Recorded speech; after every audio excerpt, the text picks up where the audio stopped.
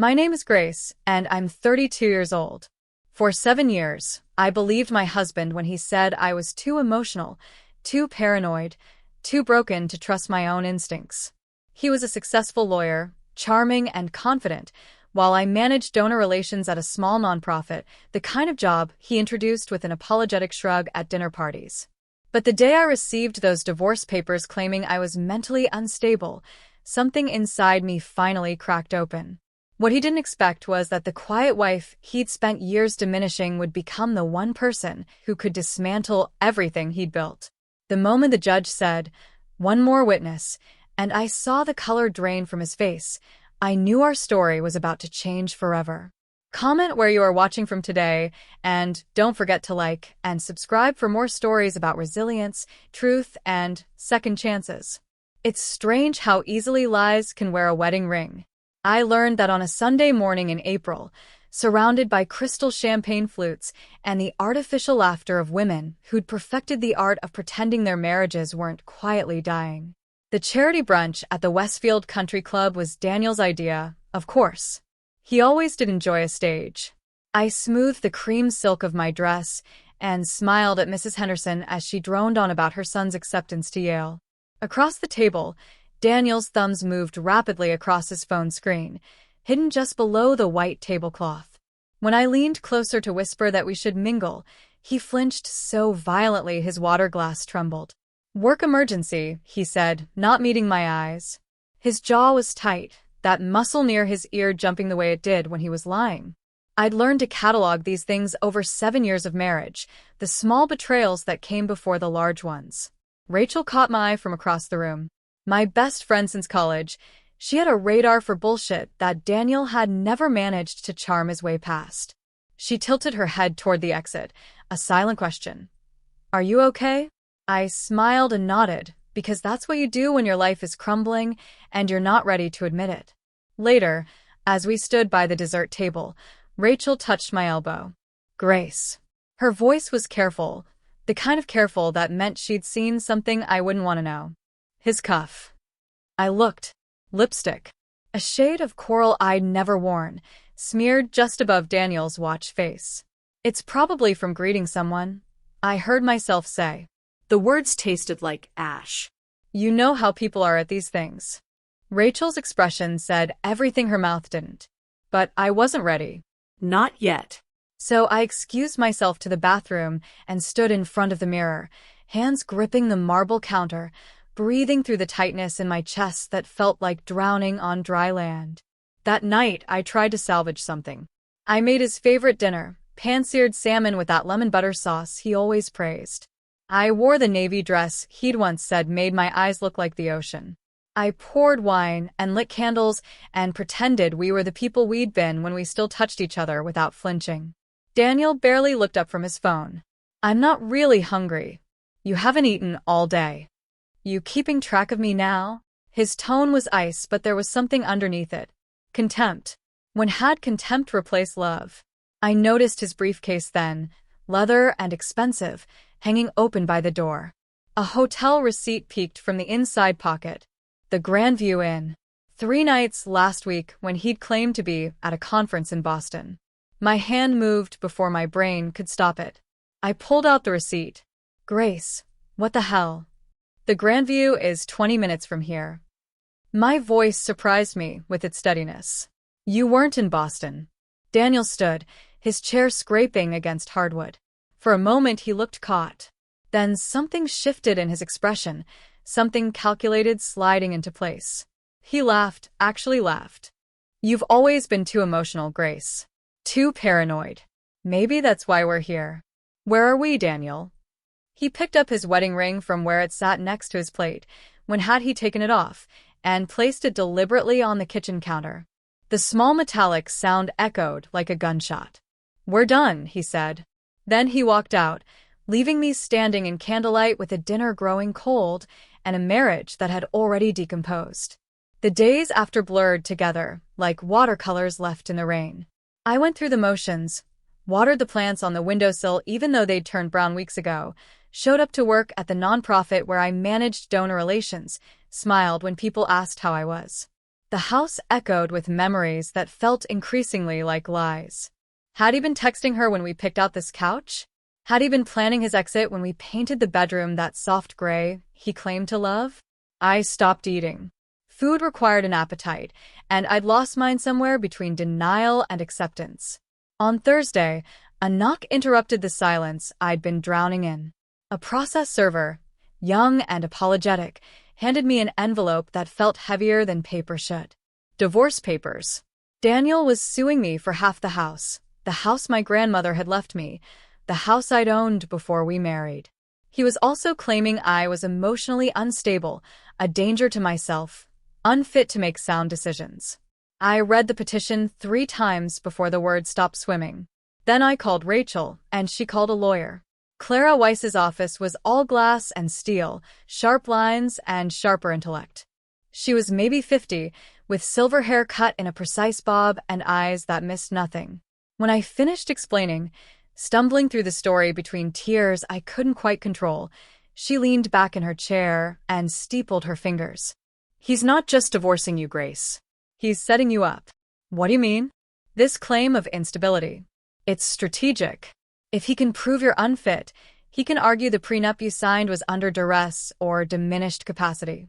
He wants the house, and he's building a narrative that lets him take it." Something cold settled in my stomach. Can he do that? He can try. Clara's smile was thin and sharp as a blade. "But we're going to stop him. You have more power than you think. We'll fight this." I wanted to say no. I wanted to settle quietly, sign whatever needed signing, and disappear into the life of someone who didn't have to see Daniel's face ever again. But Clara leaned forward, her gaze intent. "Don't," she said, reading my hesitation. "Don't let him rewrite you into his villain. Don't let him win by making you too tired to fight." I left her office with a retainer agreement and something I hadn't felt in weeks, a small, fragile ember of defiance. That night, my phone buzzed. Unknown number. The message was simple. "You're not the only one he lied to." I stared at the screen until my vision blurred. Who was this? What did they know? I texted back. "Who are you?" No response.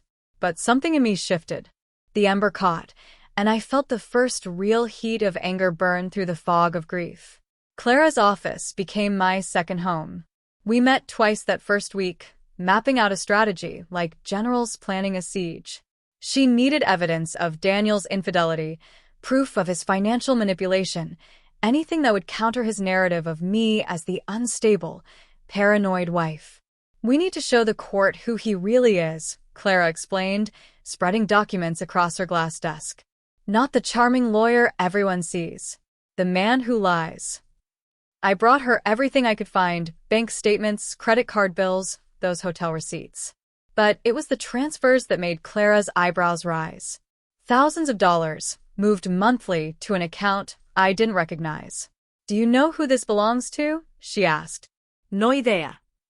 Then we find out. The answer came 3 days later when I did something I'd never imagined myself doing. I followed my husband. I told myself it was for evidence for the case, but really I just needed to see. Needed to confirm that the man I'd loved had truly become someone I didn't recognize.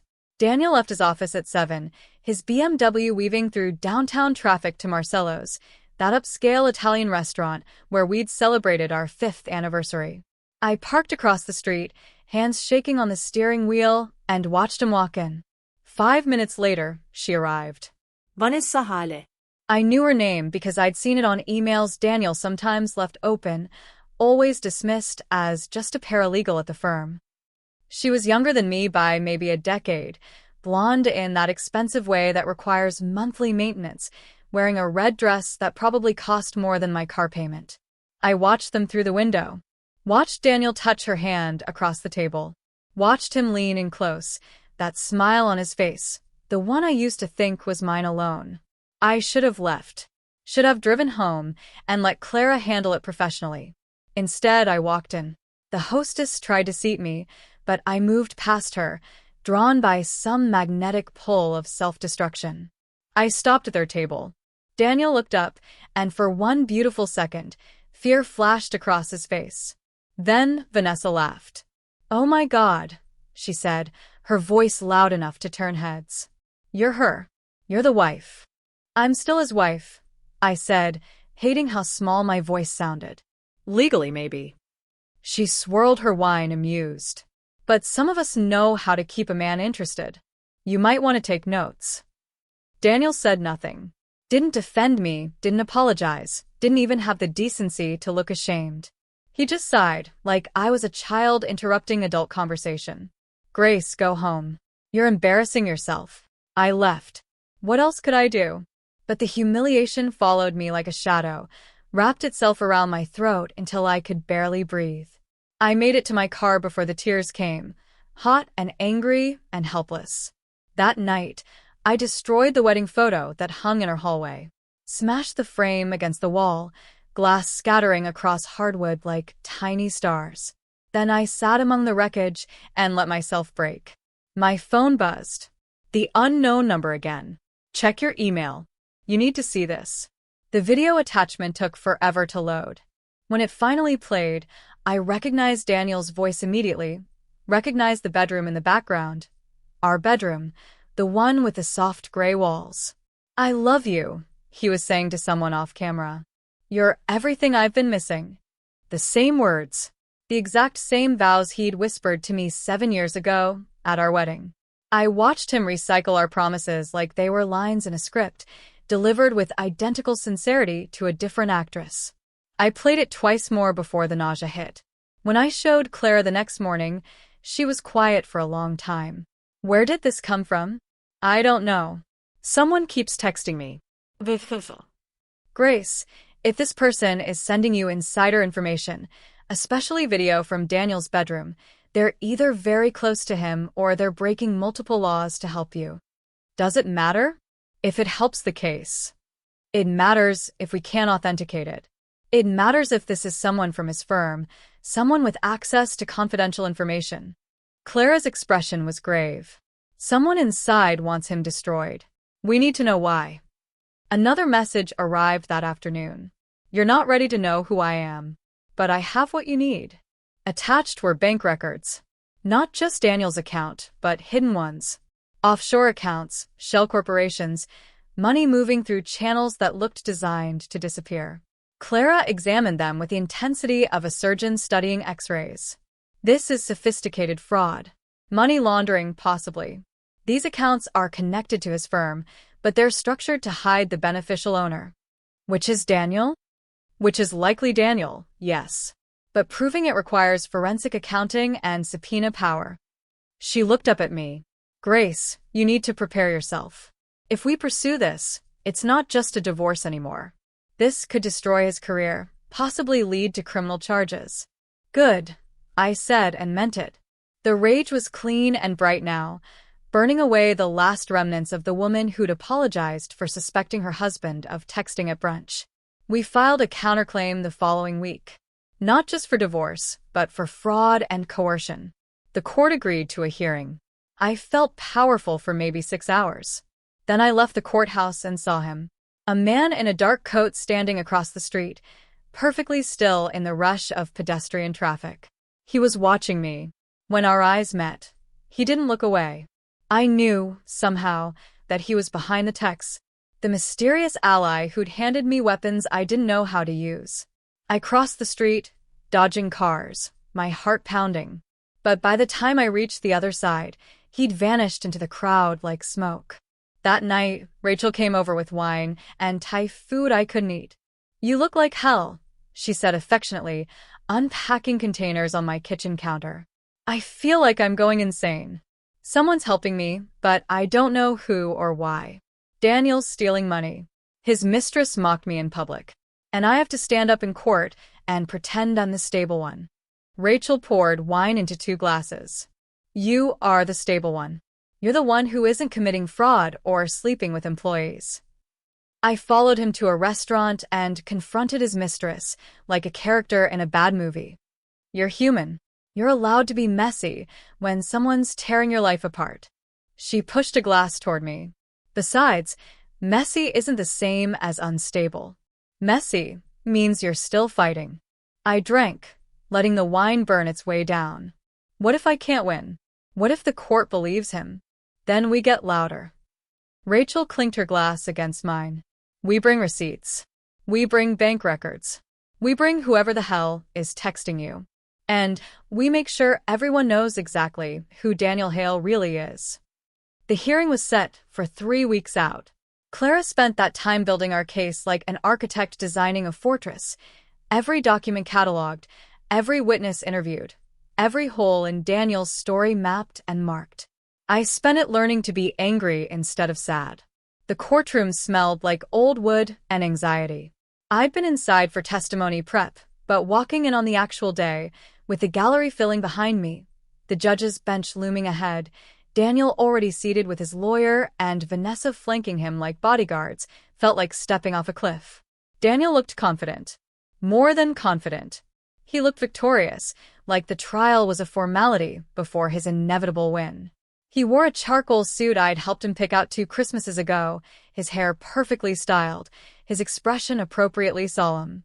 Playing the part of wounded husband with Oscar-worthy commitment. Vanessa whispered something in his ear. He smiled. My hands were shaking. I'd worn navy.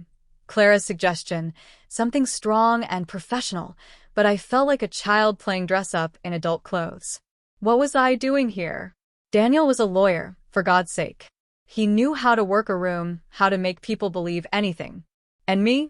I managed donor relations for a nonprofit. I wrote thank you notes and organized fundraisers. I wasn't built for war. Clara's hand touched my shoulder. Let him underestimate you, she whispered. It's better that way. I nodded and took my seat. Judge Martha Brennan entered with the kind of authority that made the room snap to attention.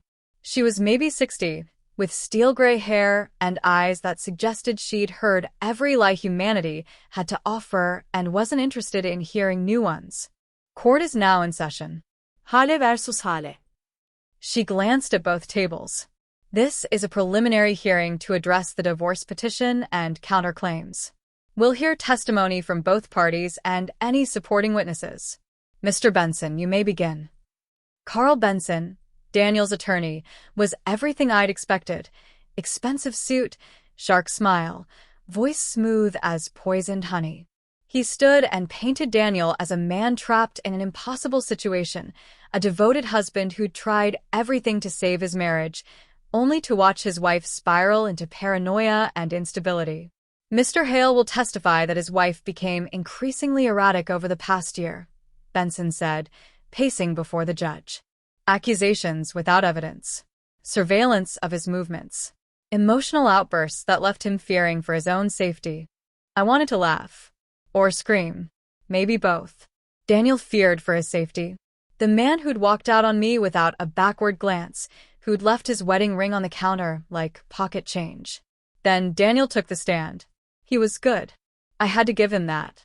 He spoke with just the right mixture of sadness and concern, like a man mourning a loved one's decline. He described incidents I barely recognized, fights that had been quiet conversations, concerns I'd voiced that became obsessive accusations, normal questions about his whereabouts twisted into paranoid surveillance. I tried to get her help, Daniel said, his voice thick with what sounded like genuine emotion. Suggested therapy, offered to go together. But she refused. Said I was the one who needed fixing. It wasn't like that.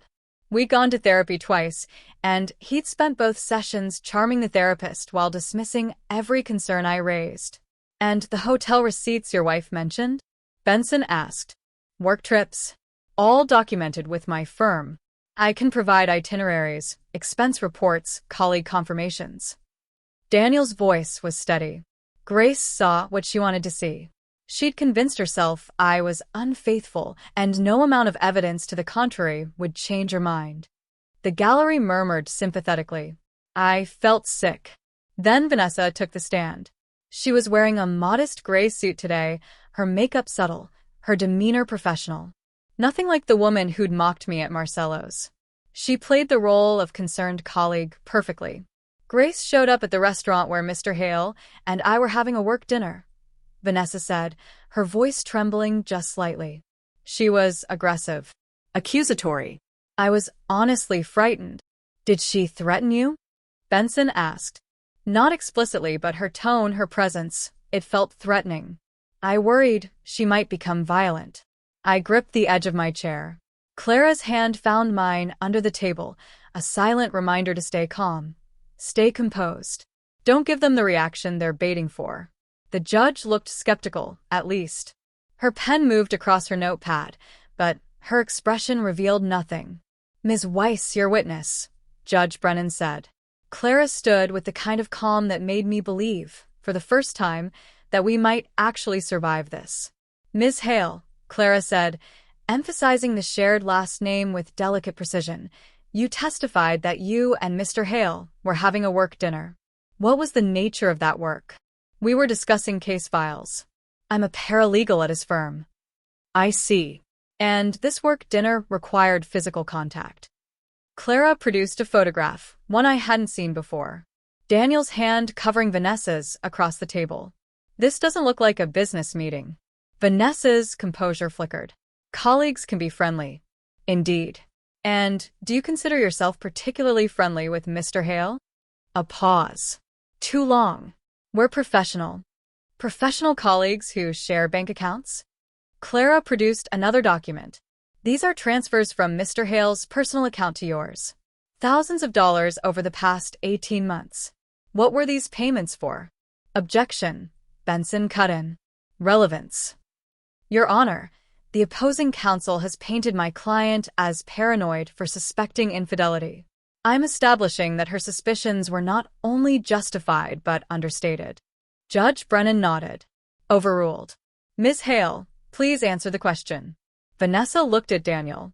Something passed between them, a silent conversation I couldn't decode.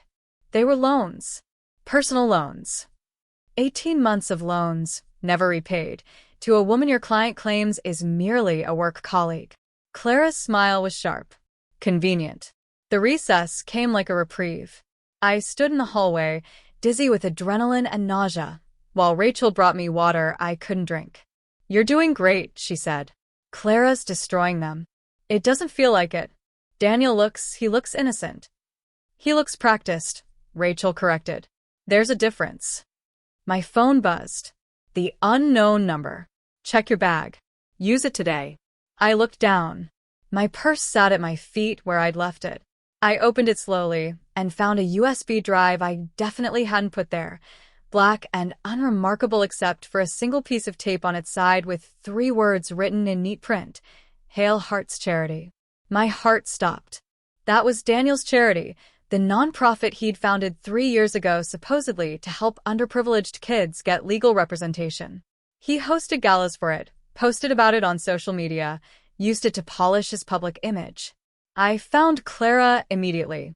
We ducked into an empty conference room, and she plugged the drive into her laptop. Video files, dozens of them.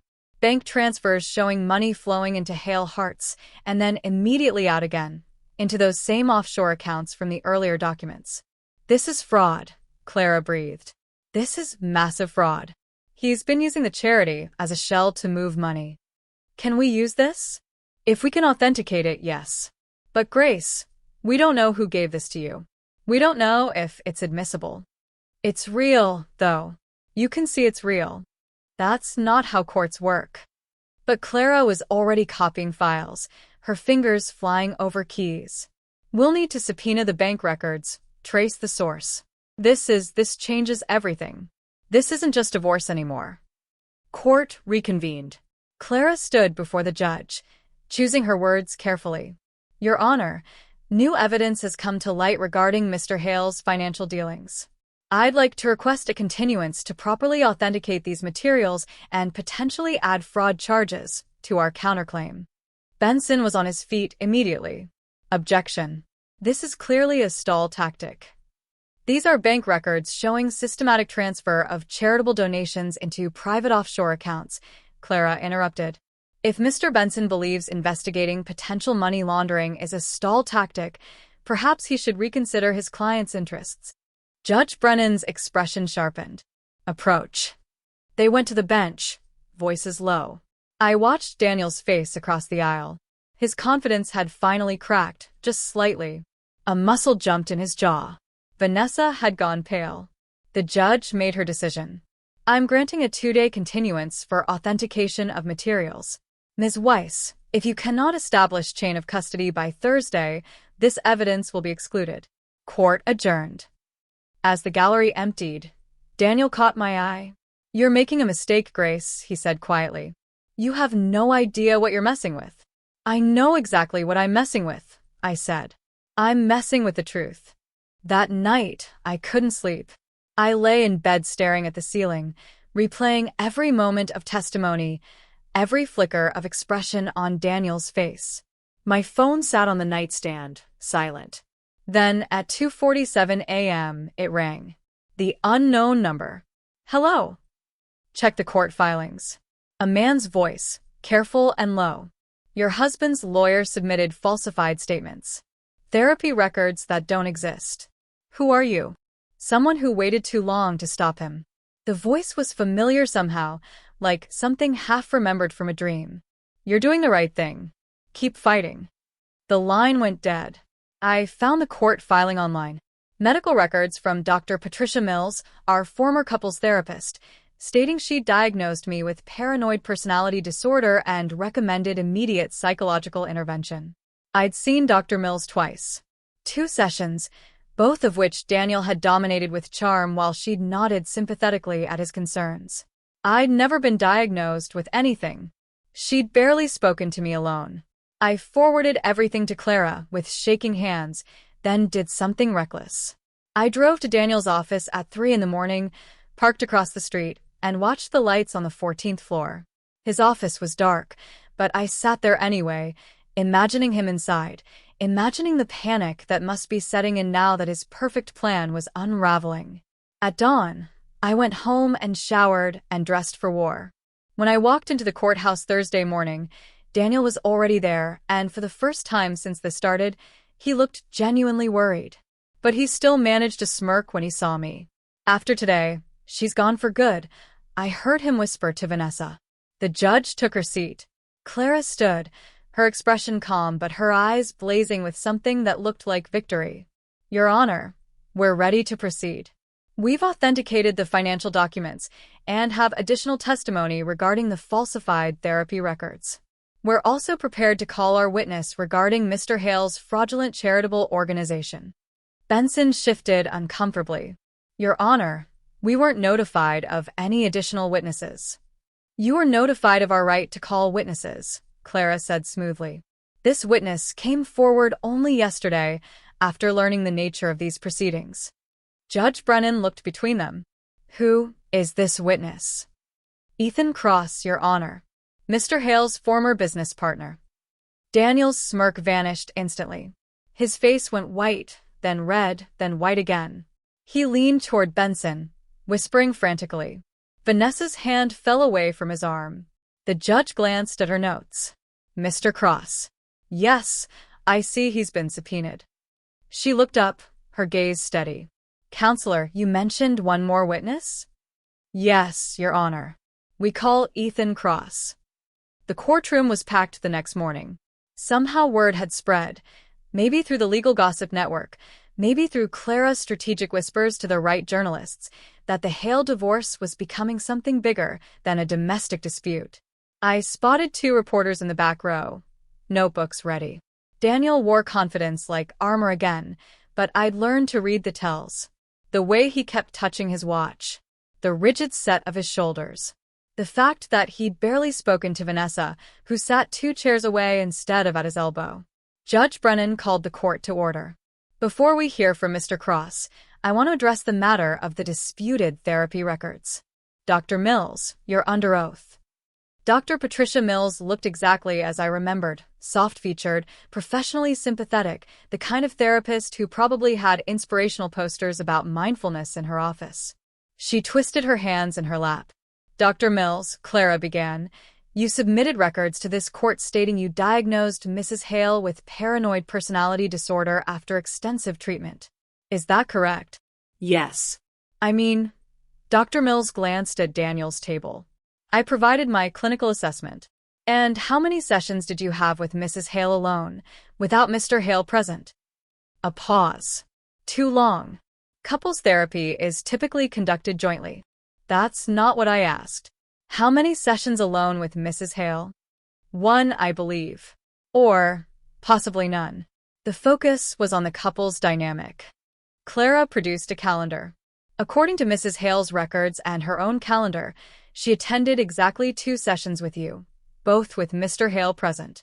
Each session lasted approximately 45 minutes.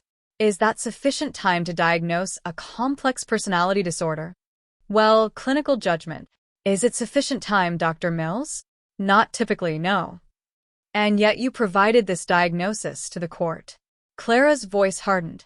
Dr. Mills, did Mr. Hale or his attorney compensate you for these records? Benson shot up. Objection. This is an attack on. Your Honor, I have bank records showing a payment of $7,000 from Mr. Hale to Dr. Mills 3 days before these records were filed. Clara placed the documents before the judge. This is witness tampering. The courtroom erupted in whispers. Judge Brennan's gavel cracked like thunder. Order. Dr. Mills, did you receive payment from the defendant? Dr. Mills had gone the color of old newspaper. He said it was for back payments, sessions we'd had that insurance didn't cover.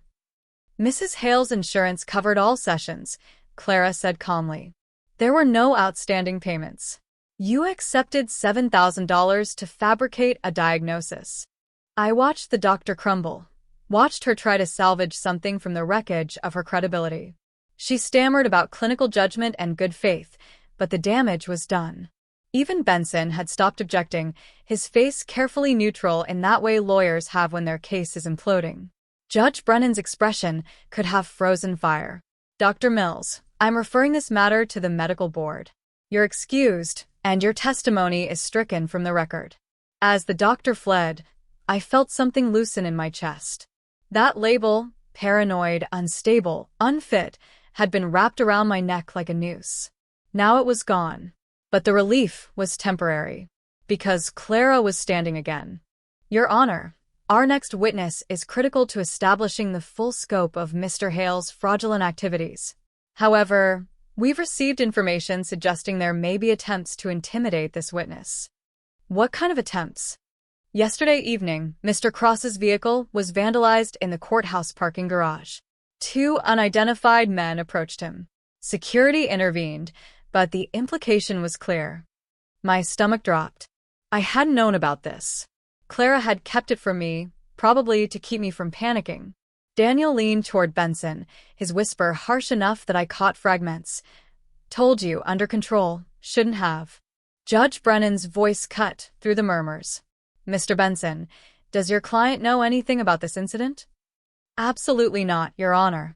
These allegations are baseless. Then you won't object to a protective order for Mr. Cross during his testimony? Of course not. But Daniel's face told a different story. Whatever control he thought he had was slipping, and he knew it. We broke for lunch.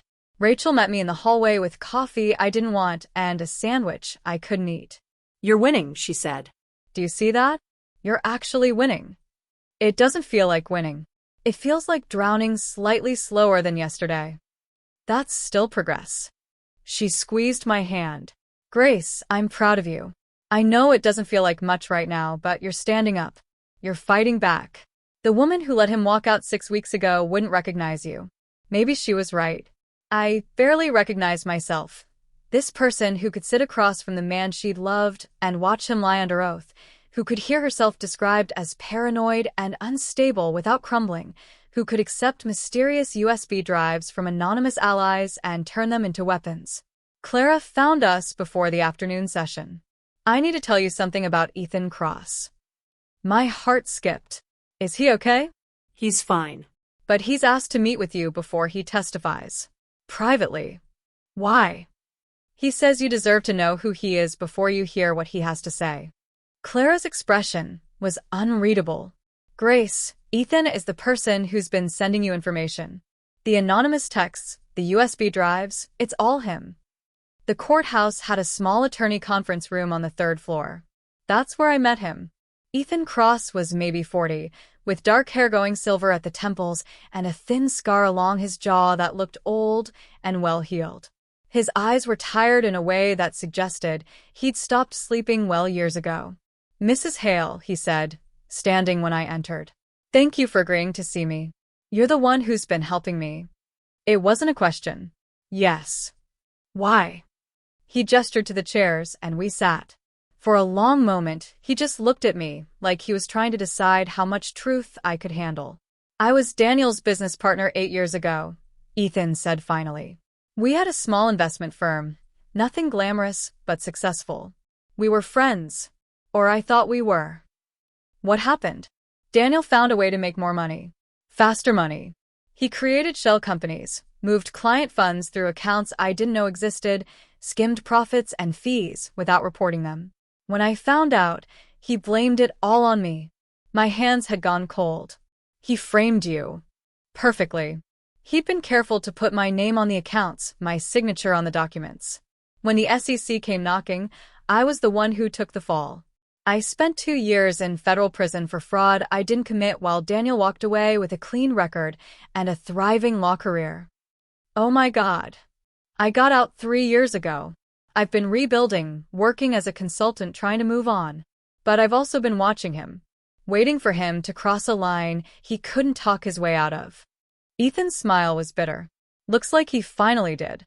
"The charity," I said. "Hades." "Among other things. He's been running the same scheme, just more sophisticated.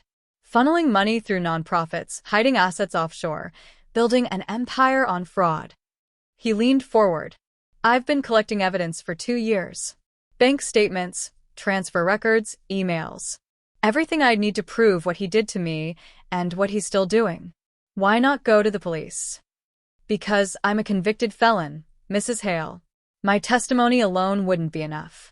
I needed him to expose himself, needed someone with standing and credibility to bring him down." His expression softened. "When I heard about your divorce, I knew this was my chance. But I had to wait until you chose to fight. People who are forced to fight rarely tell the truth as clearly as people who decide to." I felt dizzy. This man had spent years in prison for Daniel's crimes, had lost everything while my husband built a life on stolen credibility. And now he was here, risking whatever peace he'd managed to find, to help me. "I'm sorry," I said. "For what happened to you?" "Don't be sorry. Help me finish it." He stood, offering his hand. "Tomorrow, I'm going to tell the court everything.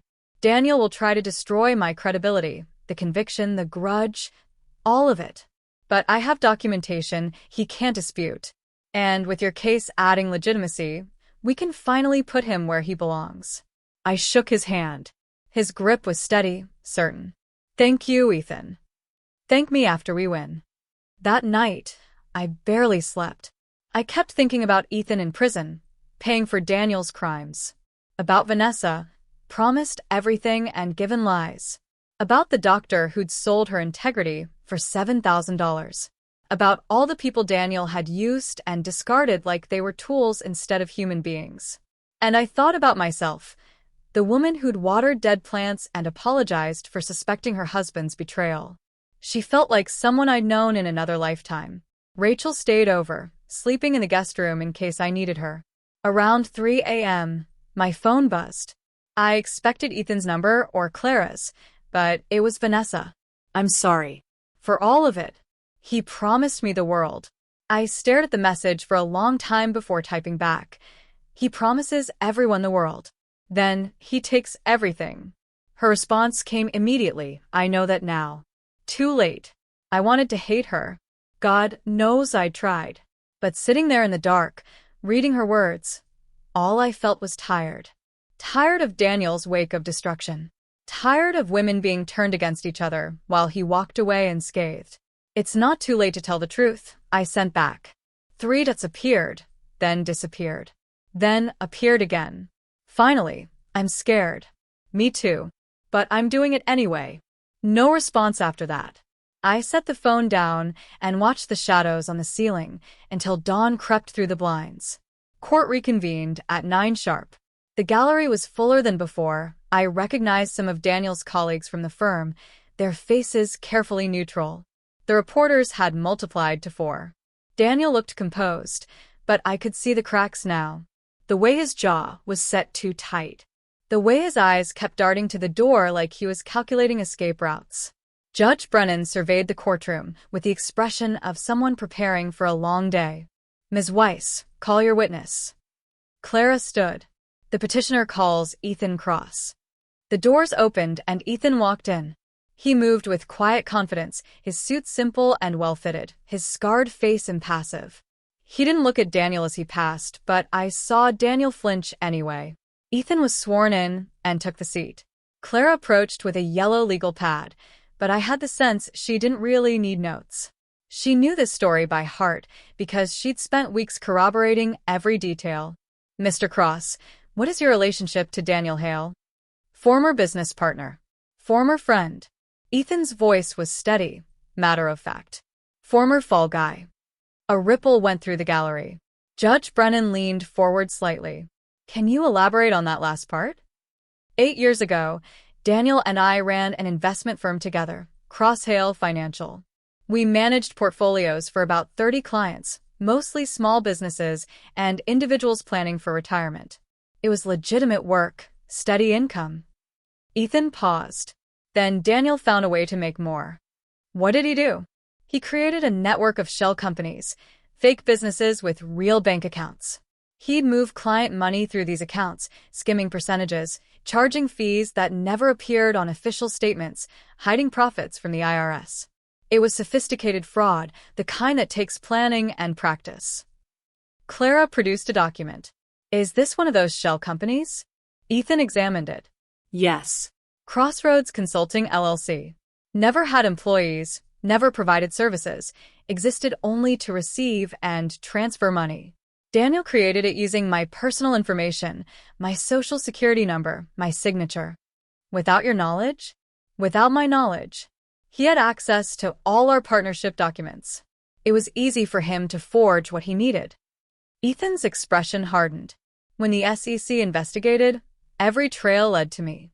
My name on the accounts, my signature on the transfers. Daniel had been careful to keep himself at arm's length. What happened? I was convicted of securities fraud and sentenced to 2 years in federal prison. Daniel testified against me at trial. Said he'd suspected something was wrong but didn't have proof until investigators arrived.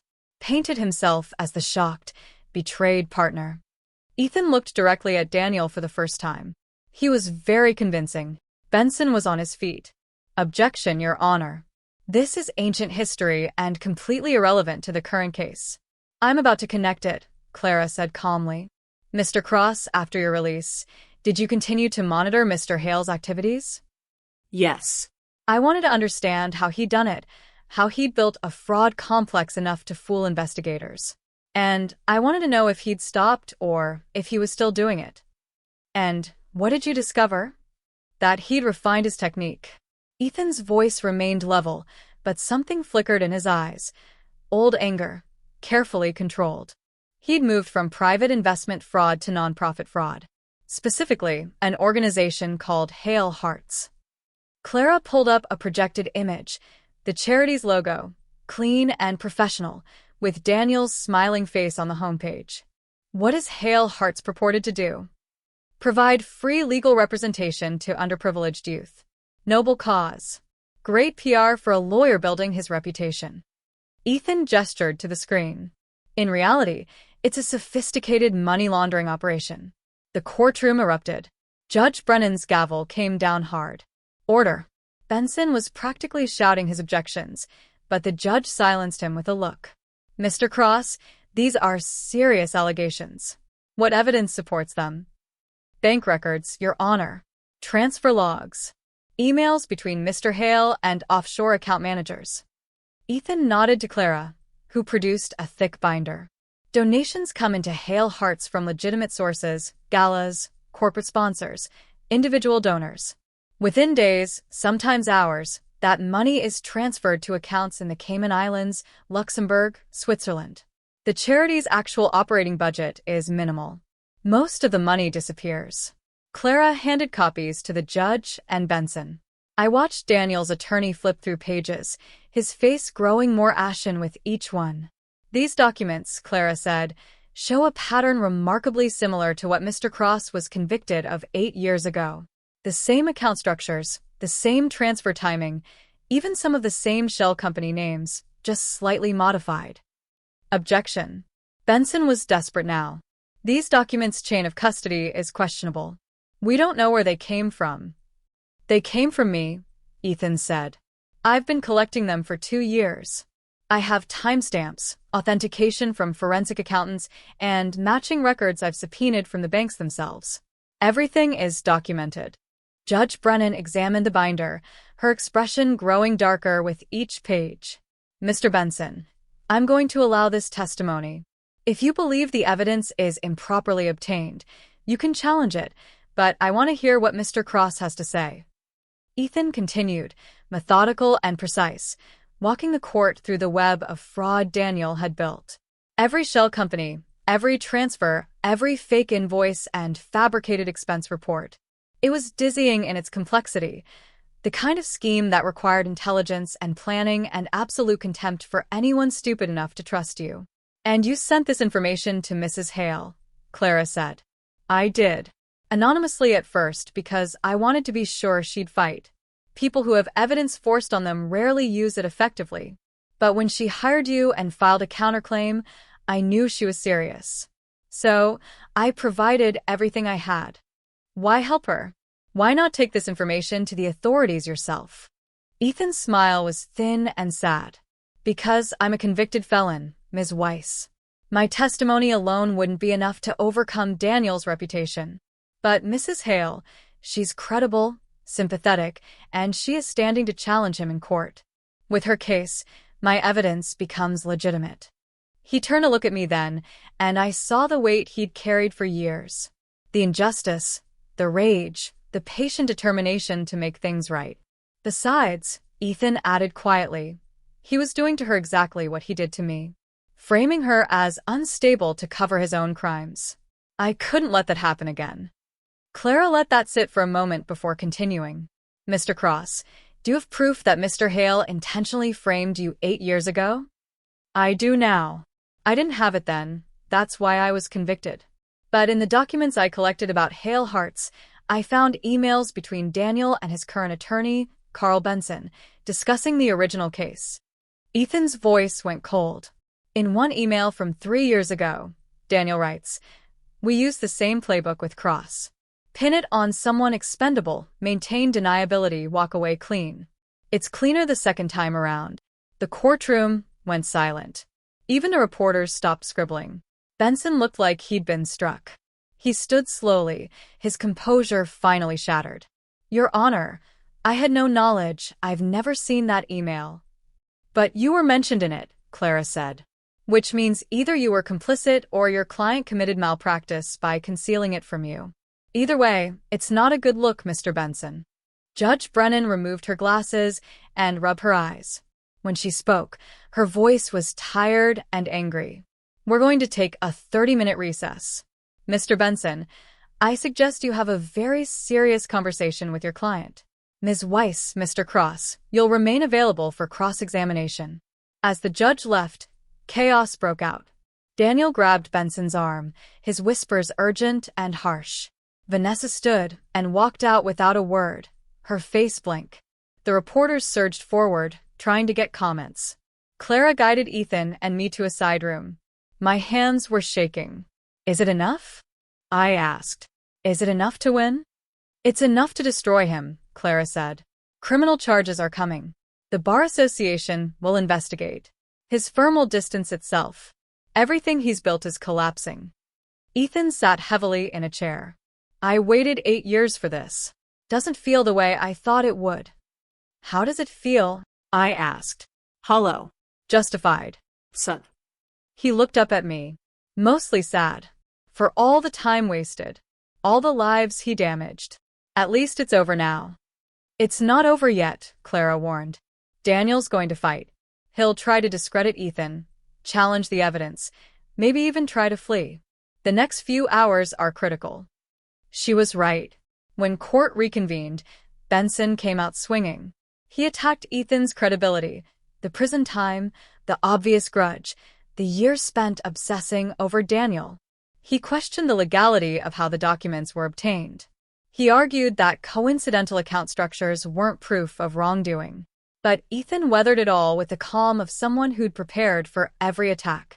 He had answers for everything: timestamps proving the documents came from legitimate subpoenas, expert testimony confirming the handwriting on key emails, bank officials ready to testify about suspicious activity.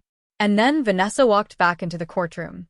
She moved to the witness stand like someone walking to their own execution.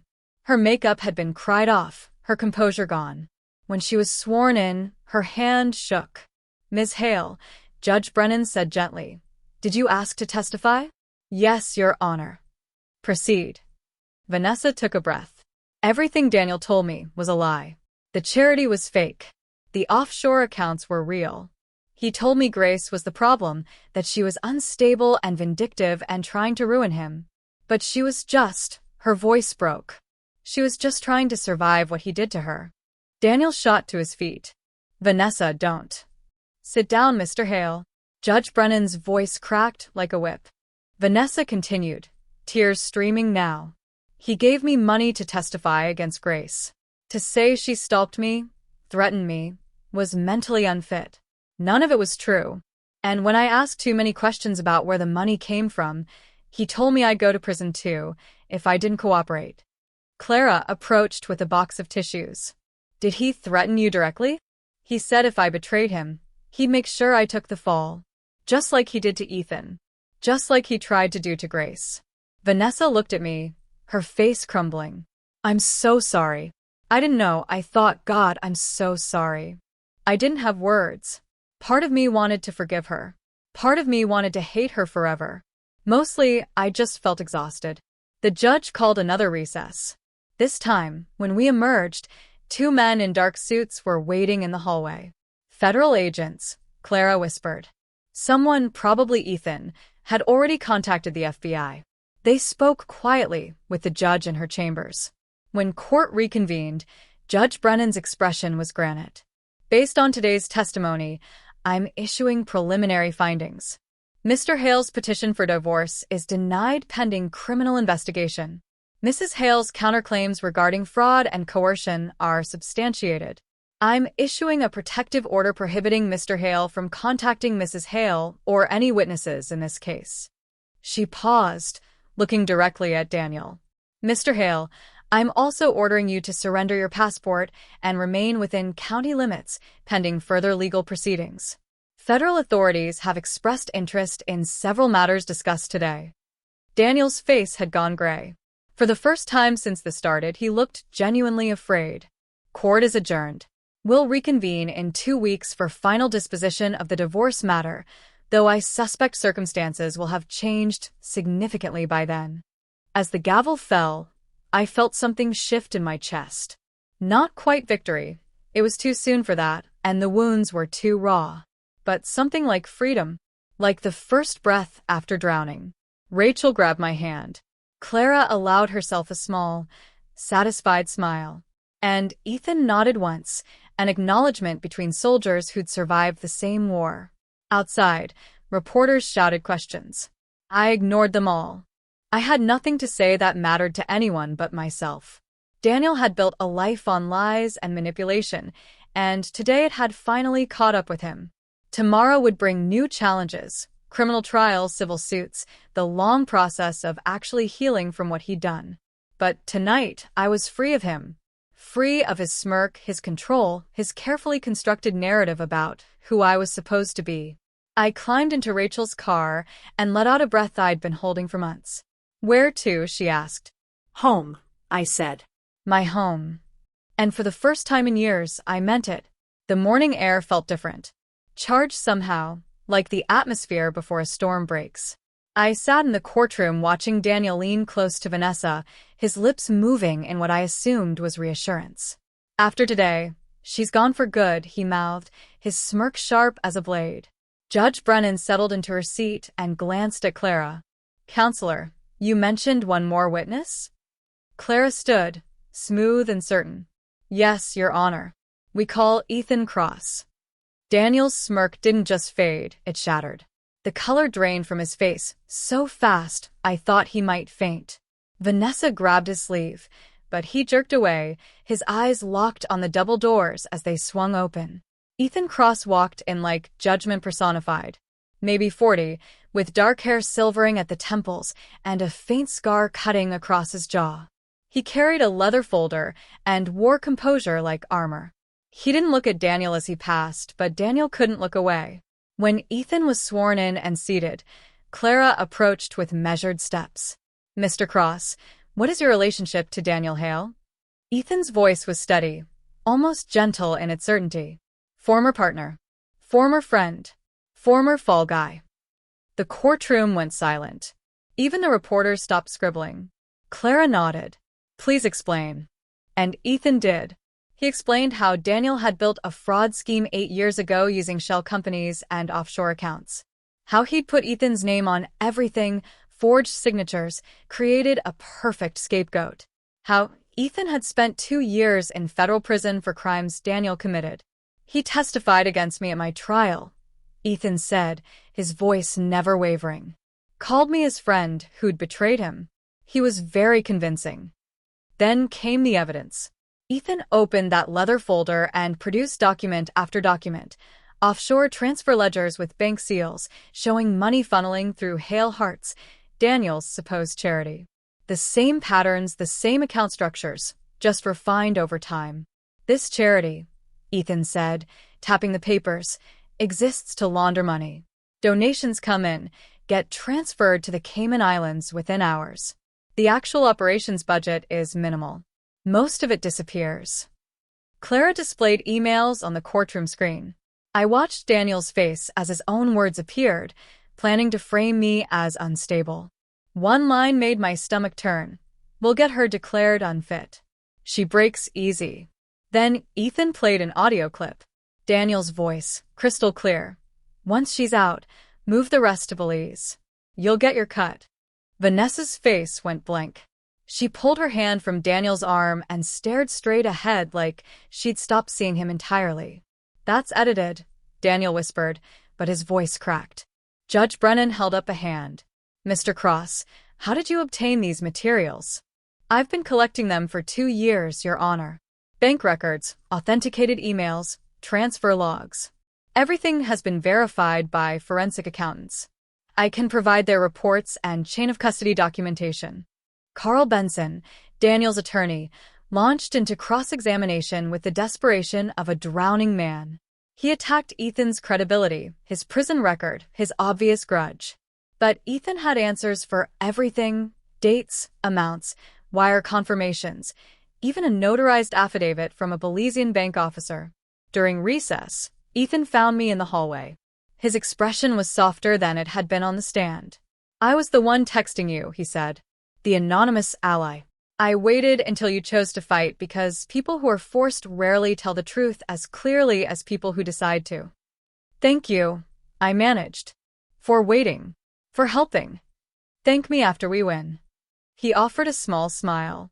"We're close, Grace. Very close." When court reconvened, Clara stood before the judge with quiet authority. "Your Honor, based on today's testimony, the petitioner's claims of Mrs. Hale's instability were strategic defamation designed to facilitate fraud." Judge Brennan looked at Daniel with an expression that could freeze fire. "I'm starting to see that, Ms. Weiss." That afternoon, Carl Benson fought like a cornered animal. He petitioned to suppress Ethan's materials, claiming they violated non-disclosure agreements and privacy laws. He argued chain of custody was questionable. He painted Ethan as an obsessed ex-convict with an axe to grind. But Clara had anticipated every move. She produced the protective order she'd filed the night before and provided detailed documentation of how every piece of evidence had been obtained legally through subpoenas and public records requests. The judge ordered a brief evidentiary hearing and placed Ethan under temporary court protection. It was the right call. After court, as Rachel and I walked toward the parking garage, we heard a car alarm shrieking. Ethan stood by his vehicle, 2 men in dark clothes approaching from both sides. Rachel already had her phone out, dialing 911, while I shouted for security. The men scattered when uniforms arrived, but the damage was done. Ethan's tires were slashed, his windshield cracked. He was unharmed but shaken. "Daniel's getting desperate," Clara said when we regrouped in her office. "Desperate people make mistakes." The mistakes kept coming. That night, my phone buzzed with a text from Vanessa. "I want out." Can we talk? We met the next morning in a coffee shop 2 blocks from the courthouse. Vanessa looked like she hadn't slept in days, her makeup unable to hide the exhaustion. "He told me I'd take the fall if things went wrong," she said, her voice hollow. "Said I was an accomplice now, that I'd go to prison too unless I kept lying for him." "What do you want to do about it?" "I want to testify. I want to tell the truth." She looked up at me with red-rimmed eyes. "I know you have no reason to believe me, but I didn't know about the fraud. I thought the charity was real. I thought you were crazy." The word tasted bitter. "Unstable? Paranoid?" "Yes." She didn't look away. I'm sorry, Grace. "For all of it." I didn't forgive her. Not yet, maybe not ever. But I believed her fear. Clara met with Vanessa that afternoon and laid out the terms: full cooperation, complete testimony, restitution of any money she'd received. In exchange, the DA might offer immunity. "Truth buys leniency," Clara told her. "Not absolution. You'll have to live with what you did." Meanwhile, the evidence kept mounting. Clara discovered that Daniel had bribed our old couples therapist, Dr. Mills, to write a retroactive note about my supposed paranoid delusions. Ethan provided the payment screenshot, $7,000, transferred 3 days before the note was submitted to court. I spent that evening recording a statement for court. Not the tearful, emotional plea Daniel probably expected, but a clear, methodical map of coercive control. How he'd isolated me from friends, cut off my access to bank accounts, made me apologize for things I didn't do, convinced me I was the problem. "He didn't just cheat," I said to the camera. "He built a cage." And then he told me I was crazy for noticing the bars. The next blow came from Rachel. She'd been reviewing old doorbell footage from my house and found something extraordinary. Daniel, 3 weeks earlier, creeping onto my porch at 2 a.m, trying to use a spare key to get inside. Time-stamped during the exact period when he claimed to fear for his safety around me. The narrative was flipping so fast, even I could barely track it. Then, at 2:17 a.m. on the 4th morning of trial, a bank alert triggered. Daniel had attempted to transfer $4.3 million from one of his hidden accounts to an overseas location. The bank, acting on Clara's emergency hold order, froze the transaction immediately. Clara filed an emergency motion before dawn, adding attempted asset flight and witness intimidation to the record. Judge Brennan set an accelerated hearing for that morning. I barely slept, but when I walked into court, I felt clear-headed for the first time in months.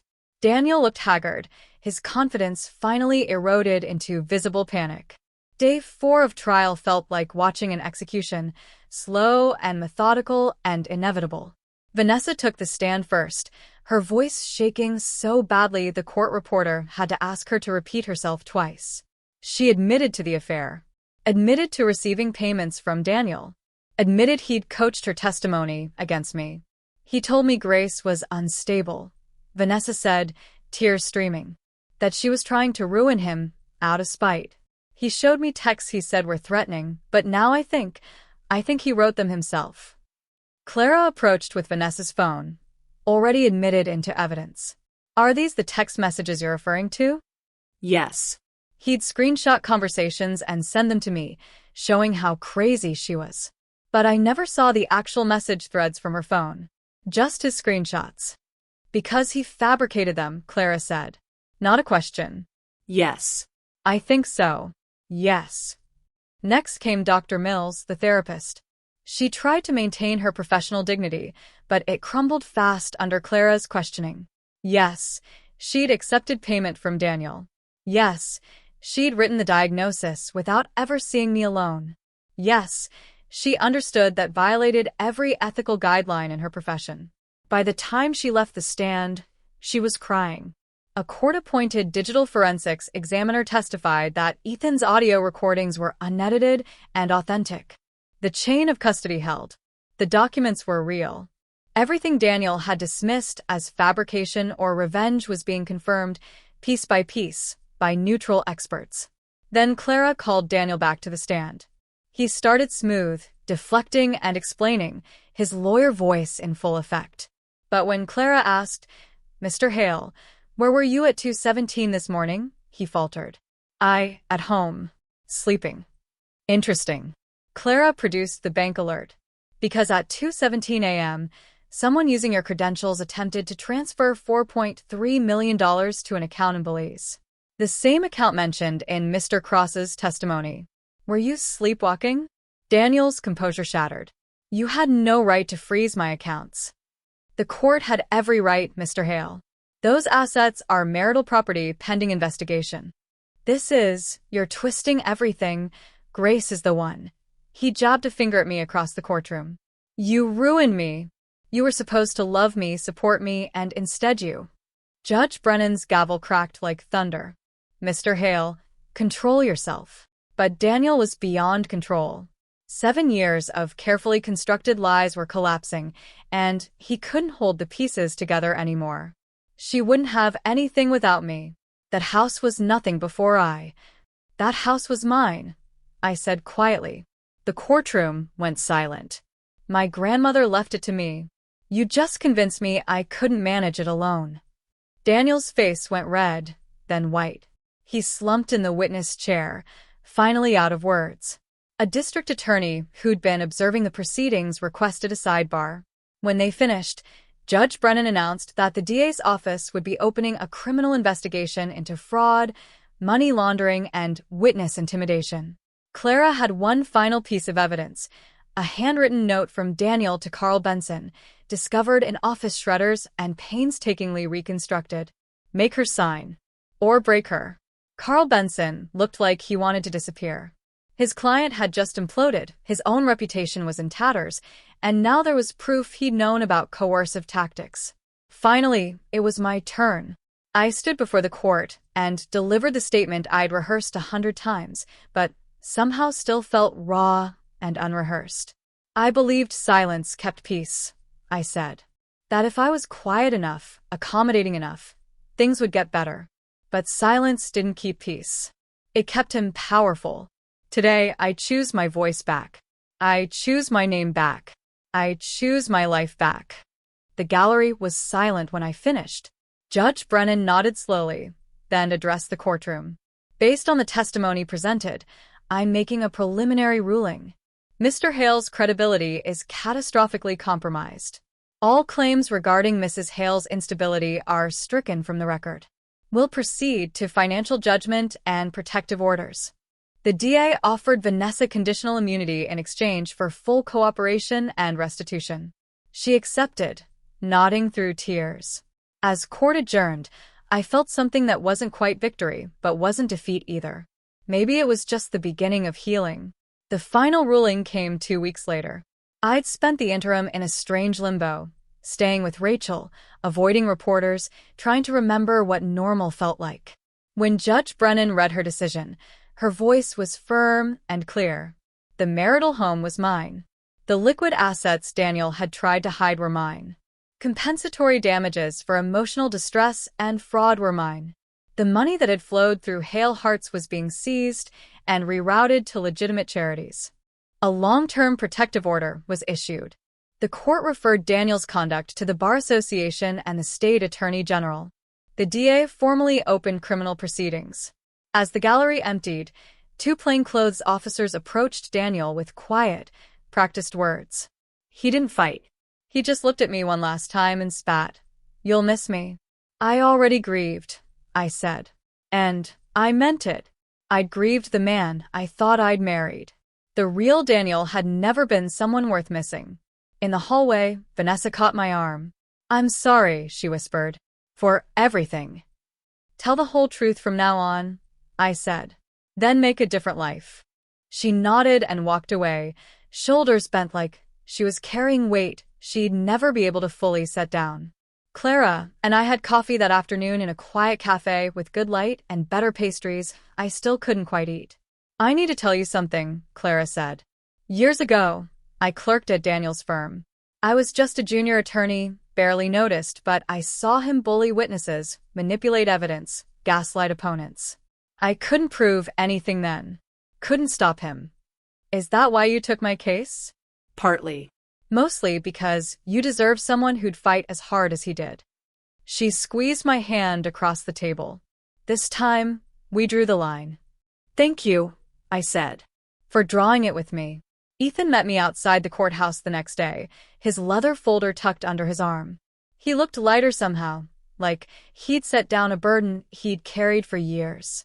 Keep this until the criminal trial, he said, handing me the folder. You might need it. I can never thank you enough. You already did. His smile was small but genuine. I owed the truth a debt. Now it's paid. He walked into the sunshine and disappeared into the crowd, and I had the sense I might never see him again. Maybe that was okay. Maybe some allies were only meant for one battle. Rachel helped me move back into my house, finally and completely mine. We opened every window, letting fresh air sweep through rooms that had felt suffocated for years. I took down the photos of Daniel and me, replacing them with pictures of sunrise and Rachel laughing and the river where I'd learned to breathe again. The dead plants from the windowsill went into the trash. I replaced them with living things, basil and rosemary and a small jade plant that the nursery owner promised was nearly indestructible. Things grow when they aren't afraid, I told Rachel as we arranged them on the sill. She laughed through tears. Put that on a mug. Over the following months, Clara and I started working with a local nonprofit that helped people document coercive control. We taught workshops on gathering evidence, understanding financial fraud, recognizing manipulation. It turned out my story wasn't unique. It was just finally told. A paper trail is a map out of the woods, I'd say at the beginning of each session. And I'd watch faces light up with recognition, with hope, with the understanding that they weren't crazy or weak or broken. Just trapped and learning to open the door. 6 months after the trial, on a morning when the air smelled like rain and possibility, I walked along the river in my navy coat, the same color I'd worn into court, the same color I'd worn when I decided to fight back. I took a deep breath, held it, released it. Felt my lungs expand fully for the first time in years. The past would always be there, scars and memories and lessons learned the hard way. But the future was mine now. Mine to choose, mine to build, mine to live without looking over my shoulder for the man who'd tried to convince me I was too broken to stand alone. I whispered to myself, to the river, to the life stretching ahead. When the door opened, it wasn't just a witness. It was the life I'm choosing. And then I walked forward into it. When someone tries to rewrite your story to make themselves the hero, do you stay silent to keep the peace? Or do you fight to reclaim your truth, even when it costs you everything you thought you wanted? If this story resonated with you, hit that like button and subscribe for more tales about finding your voice when the world tries to silence you.